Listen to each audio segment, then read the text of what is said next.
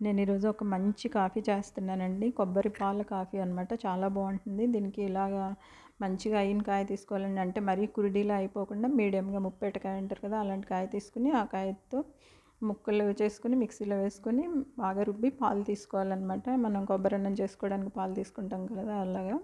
నేను ఒక కాయ ముక్కలకి ఒక గ్లాస్ నీళ్లు పోసి చిక్కటి పాలు తీసుకుంటున్నాను అనమాట. చిక్కటి పాలతో అయితే కాఫీ బావుంటుందని.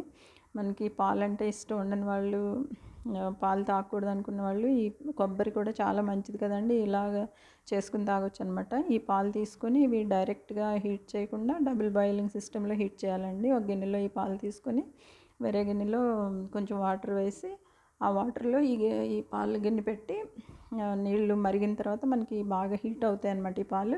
అప్పుడు ఇందులో మనం ఇన్‌స్టంట్ కాఫీ పౌడరు, షుగరు వేసి బాగా కలిపి తాగితే చాలా టేస్టీగా ఉంటుందండి. నార్మల్ కాఫీ కంటే కూడా బావుంటుంది. ట్రై చేసి చూడండి.